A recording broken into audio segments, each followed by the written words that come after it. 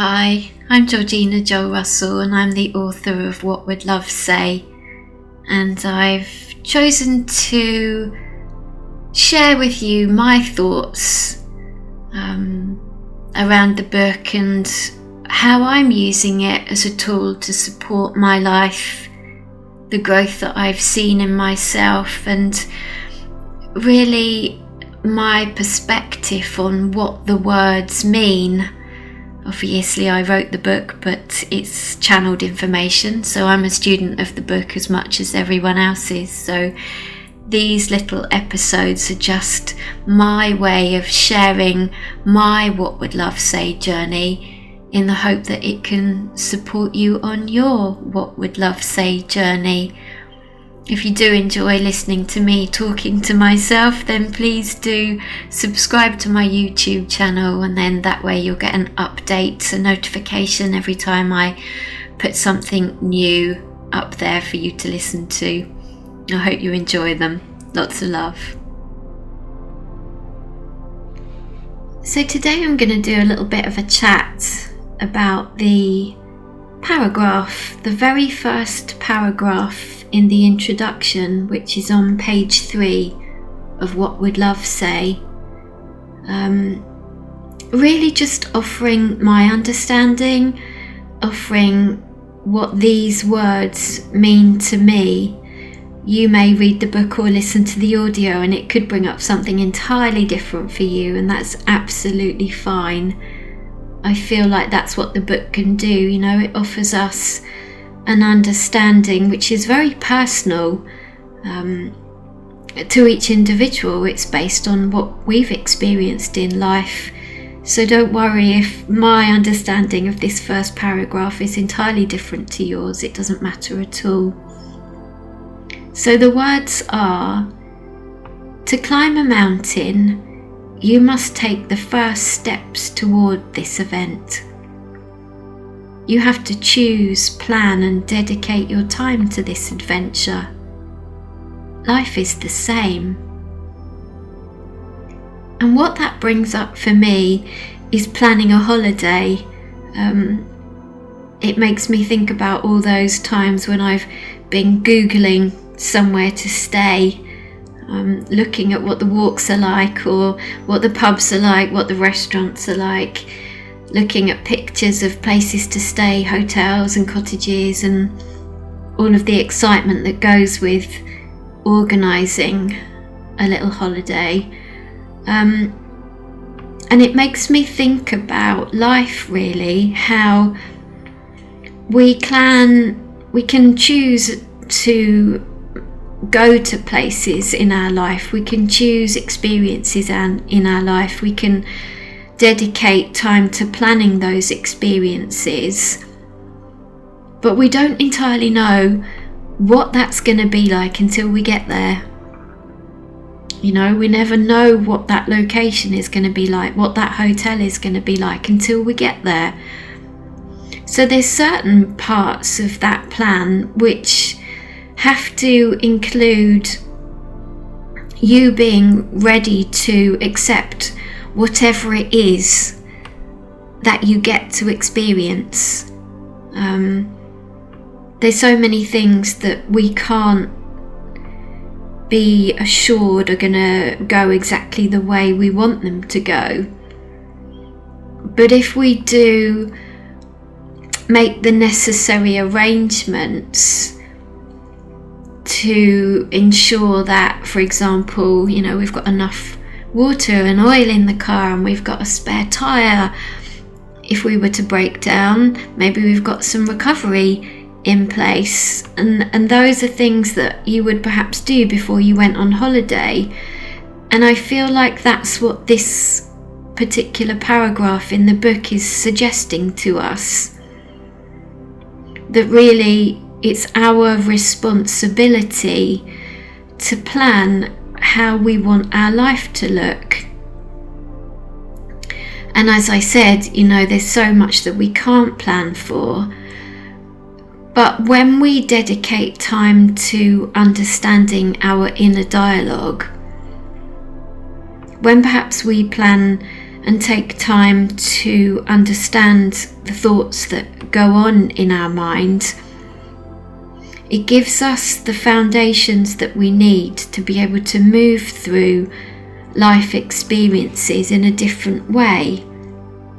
And I've certainly noticed that myself through reading the book, that when something challenging comes up, and we all have it, don't we? We all have those moments, those conversations where something can be a bit tricky. Now I understand how to take care of myself. Now I understand the options available in my mind, the dialogue, the two types of voices, the love and the fear voice. It really does help me to move through those experiences in an entirely different way. I guess with far less frustration, with far less chaos, because I know now that I can take time out. I can pop myself on the bridge. I can offer myself forgiveness, and with that becomes an incredible empowered feeling. It's a feeling that I don't have to reach out to other people to get the answers, because I know that they're all inside of me. I know that they're available to me 24/7. However, I do have to choose to listen. I do have to choose to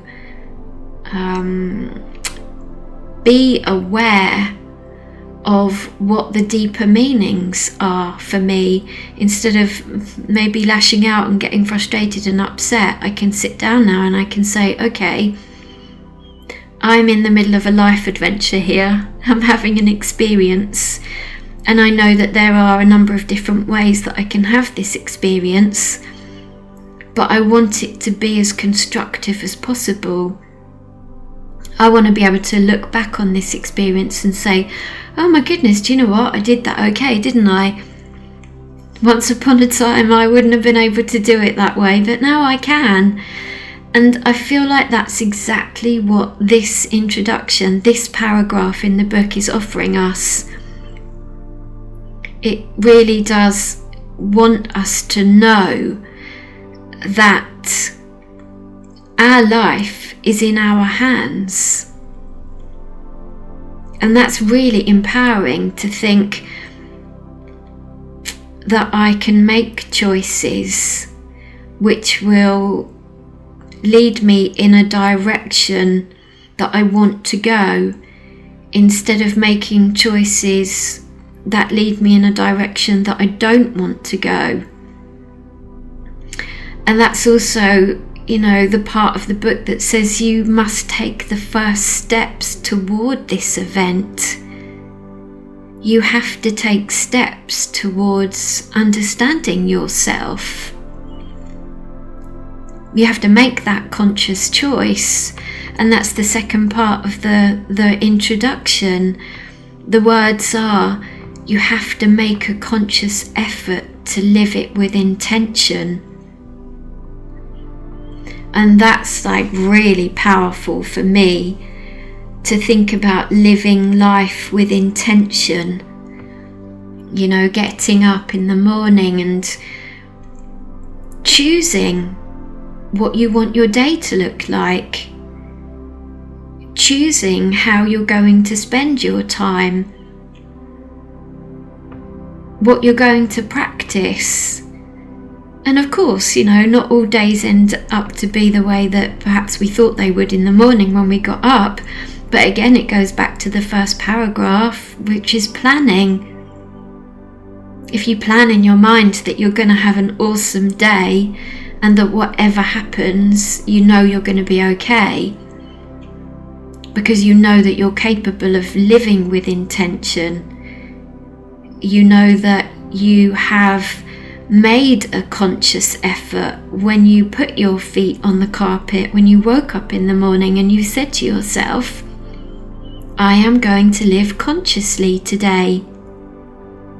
I'm going to listen to what's going on in my mind. I'm not just going to let it happen to me. I'm going to listen and I'm going to understand it. And again, that's a really big part, isn't it? It's once we make the effort to understand ourselves, each day then becomes something different. Each day in itself becomes an adventure. It has purpose. And that's the same as intention. It's purpose. It's like, I am going to live with purpose today. I'm going to make every step count. Because this is how I want my life to be. I want to go to bed in the evening and I want to reflect back on that day, and I want to be able to look at it and really know that I took advantage of everything that I went through. Those small conversations, those little interactions, those moments, I want to know that when I'm lying in my bed at the end of the day, I'm reflecting on those and I'm saying, yeah, well done. You learnt from that, didn't you? And maybe this time last year I wouldn't have been able to do that. Maybe this time last year I wouldn't have been living with the level of intention that I am now, but I am very aware of the responsibility that I have in my life to take care of myself. I can't hand that over to another human being because it's not their responsibility. The next sentence in this paragraph of the introduction says, "You must select your path wisely to ensure your feet are firmly planted on the ground." And I guess that feels like something that I said earlier about waking up in the morning and putting your feet on the carpet in your bedroom and saying to yourself, yay, this is another day, this is a new day, I wonder what I'm going to learn today. And it's about being grounded. And I feel like this book, What Would Love Say, is that. It does offer a really grounded approach to living life. Of course, it's offering us a deep spiritual perspective, which I also believe we need in order to really do the work and look at the bigger picture. But the grounded perspective is one that I feel personally is really, really important, because after all, we're all human beings, aren't we? We're human beings having a human experience, and therefore the approach that we take to our life adventure should be grounded. It's really important that we understand the spiritual perspective, but in order to implement the spiritual perspective, it has to be offered as a very anchored approach to being a human being. Otherwise it's just fantasy, it's not real, and we need it to be real because we're having a real experience right now. The next sentence says, "You may miss a step, and the chances are you may also fall. But if you move with the freedom of intention, the fall will become a lesson, and the next time you will not fall." And I love this because it goes back to what I said earlier about when you gather knowledge and wisdom and information, it is like having that amazing toolbox that you can get out when you need it. It's there for a reason. It's not just reading and listening because it's fun. It's there for a reason. It's useful. And I feel like when you do begin to understand yourself, that in itself is an enormous tool. you can delve into your box of tricks at any point and think, oh yeah, okay, I've gone through this before, and I remember last time this is what I did, and it didn't perhaps work out to be exactly how I wanted it to. So this time I'm going to do it slightly different. This time I'm going to remember how I felt the last time I was in this kind of position, and I'm going to make a slightly different choice this time. And that's basically what this sentence is talking about. It's talking about tripping, having a little fall, but not seeing it as being something which is really damning, something that takes you right down, that you can't recover from. It's about having a positive mindset and saying, okay, next time I'm going to do it differently. And then when you do it differently and the outcome is different, it's another tool in your toolbox. It's another option for you to use next time a situation like this comes up. And again, you know, it says here in the next sentence, you will have learnt from the previous choice. And soon, by the time you reach the top of the mountain, the next mountain you choose to climb will be a much easier excursion. And obviously, this part of the book is helping us to create an image in our minds for how we're going to navigate life. And I think it's a really clever image to think about climbing a mountain,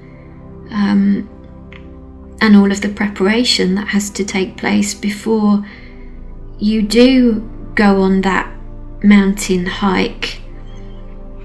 No one climbs a mountain without preparing. The same way as, really, if you want to live a life full of all of the good stuff, then you have to plan for that, and planning for that is working with your inner awareness, understanding what makes you tick, understanding why it makes you tick, understanding where all the programming has come from. I hope you enjoyed listening to part 1 of the chat that I'm having with myself, sharing my thoughts on what would love say. And please do, if you enjoyed today, then please do look out for the next episode, which I will be creating for you very soon. Thank you for listening.